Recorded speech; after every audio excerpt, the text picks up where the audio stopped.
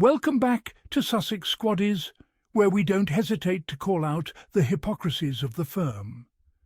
Today we're talking about King Charles' new Prime Video documentary and Prince William's Apple TV interview, a glaring double standard that the mainstream press is already swallowing hook, line and sinker. And before we get started, I want you to keep one question in your mind throughout this entire video. Why is it that when some royals speak, they're called authentic, but when others speak, they're called traitors? Let's break it down. In recent days, King Charles has announced a documentary titled Finding Harmony, a King's Vision, set to drop on Prime Video globally. The promotional materials show him wandering through gardens, speaking thoughtfully about environmental stewardship, legacy, and the weight of the crown. It's polished, it's peaceful, it's very controlled. Meanwhile, Prince William appeared in The Reluctant Traveller on Apple TV, opening up about family pressures, mental health, and his vision for a modern monarchy. He talked about his children, the struggles of balancing duty with fatherhood, and even shed a few tears.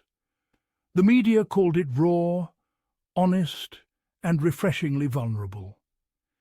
Now, according to royal commentator Feminegra, whose analysis we'll be referencing throughout this video, the timing and narrative here are not innocent. They expose the very media double standards that have long plagued Harry and Meghan. Let's be absolutely clear about something.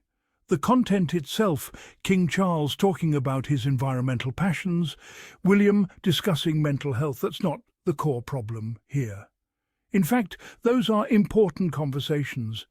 The problem is how it's being received, who is saying it, and under what control the message is being framed. Because when Harry and Meghan did almost the exact same thing, the response was, well, let's just say it was a little different. Let's rewind to 2022 and 2023. When Harry and Meghan released their Netflix docu-series, they were absolutely lambasted. The tabloids went into overdrive. They were accused of monetizing pain, branded as narcissists, told they were airing dirty laundry for profit. Headlines screamed, "Betrayal, cashing in on tragedy. How dare they?" Royal commentators clutched their pearls. Piers Morgan had a meltdown, well, another one. The British press, many of which are now praising Charles' new film as dignified and visionary, were absolutely merciless at the time. One headline called them Hollywood grifters. Another accused them of destroying the monarchy from within. Remember that? Because I do. But now, when it's Charles and William doing essentially the same thing, personal reflections, behind-the-scenes access, emotional vulnerability, suddenly it's being hailed as modern, transparent, and even necessary for the survival of the institution. That, my friends, is hypocrisy in its purest form. Feminegra puts it succinctly, and I'm paraphrasing here. Critics who once scolded Harry for emotional candour are now applauding William's authenticity and humility. The same media voices, the same format, completely opposite reactions. The press doesn't treat all royal voices equally, it treats the approved, palace-controlled voice differently. And here's the key, it polarizes the narrative. Palace speech equals service, independent speech equals defiance. It's that simple. And it's that insidious. So let's talk about what's really happening here. This is about control over the narrative. Who gets to speak? Under what terms? Who gives permission? And who gets punished when they don't ask for it? Charles's film is obviously palace-sanctioned. It will show him in serene settings, probably Highgrove, maybe some Scottish estate, speaking in calm, measured tones about nature, responsibility, duty and balance. There will be sweeping drone shots, classical music, a narrator with a soothing BBC accent. That's curated messaging. Every frame, every word approved by the institution. William's interview? Still under the royal umbrella. He's not stepping outside the system. He's simply being allowed to show a different side within it. And the press calls it brave. They praise him for being modern and in touch. But here's where it gets infuriating.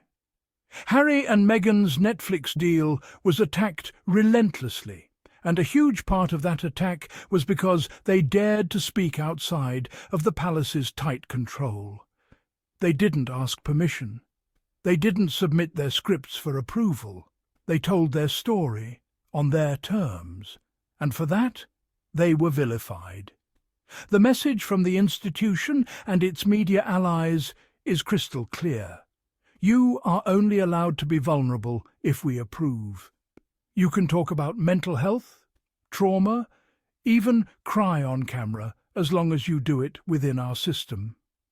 The moment someone breaks from that structure, the moment they claim autonomy over their own narrative, they're not just criticized, they're punished.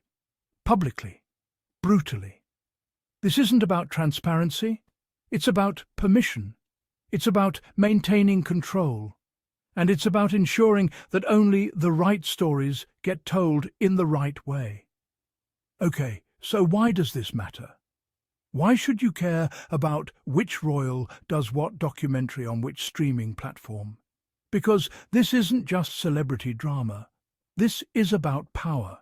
It's about who controls royal reputations, who gets legitimacy, and who gets silenced. And those dynamics have real consequences. For the public, we get manipulated narratives, not genuine accountability. When the institution controls the story, we don't get truth, we get PR. We get carefully crafted images designed to maintain power structures, not challenge them.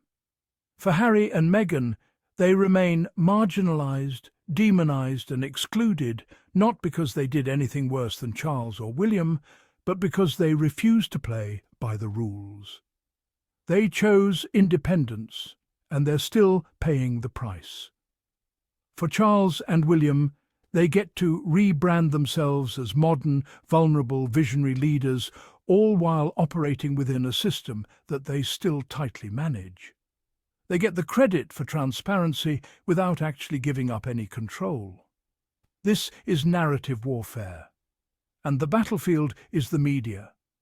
The weapons are headlines, op-eds, primetime interviews, and yes, streaming documentaries. And the casualties?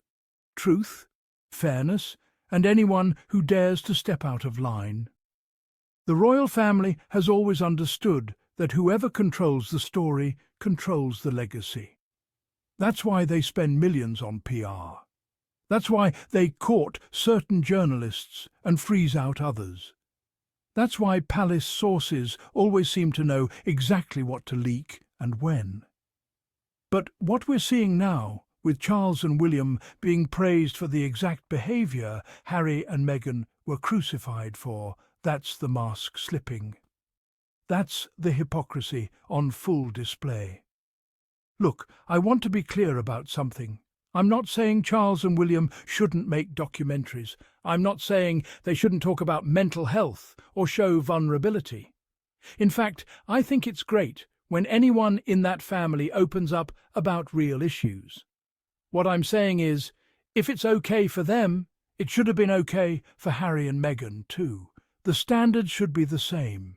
The treatment should be equal. And the press should be consistent. But they're not. And that's the problem. When you see that double standard, when you see one set of rules for the approved royals and another set for the rogue ones, you start to understand what Harry and Meghan have been up against this whole time.